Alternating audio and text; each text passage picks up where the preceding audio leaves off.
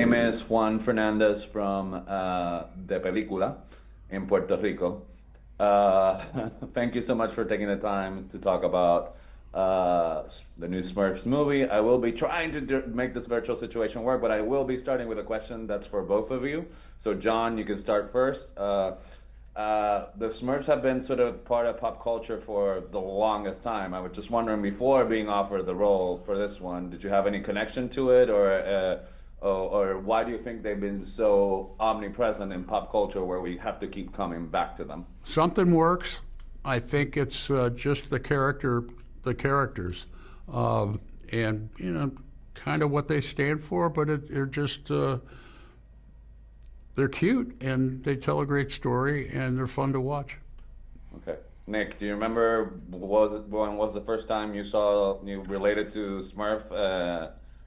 And sort of same thing. Why do you think they stick around? I mean, they are pervasive. They were in my house when I was a kid in the '80s, and I loved the brand and the whole sort of mythos and aesthetic of it.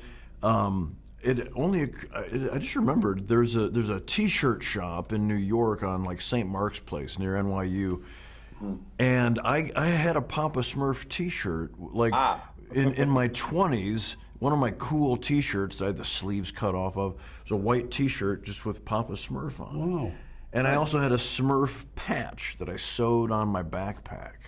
I mean, just as a representation of like, I'm down. Like, consider me Smurfy when I arrive on the scene. And now you're officially Smurfy on the big screen. By God, it worked. I manifested it. So, John, speaking of Papa, talk about sort of, because you do get the cadence of what's familiar, but the character is also placed in situations that we haven't seen before, and that sort of breaks how we've seen him. So, was that fun to play around, when you were recording the lines? Oh yeah, it was.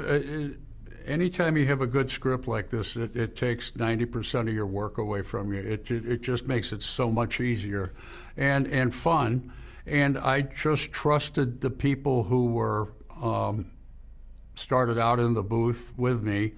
And later on, when we had to record it separately, just listened to them, opened my ears, and did what they wanted, because they had the better ideas. Okay, thanks for that. So, Nick, I've interviewed you before, and I managed to be a better person, but I'm not going to be a better person this time, because you make me so jealous.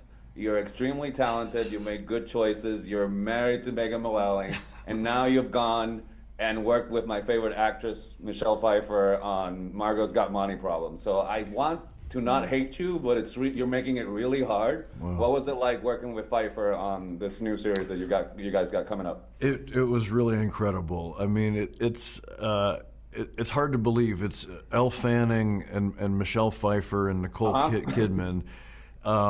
So every day, the hardest part was just trying to keep my Smurf together, sitting across from them doing these scenes. And I was pretty terrified of working with Michelle, just because she's so legendary and iconic, and she's such an incredible creation of nature.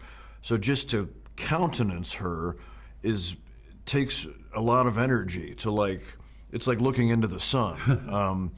And so thankfully she was wonderfully down to earth and a total dork, and we had a wonderful rapport. So I'm really excited for that show to come out probably next year.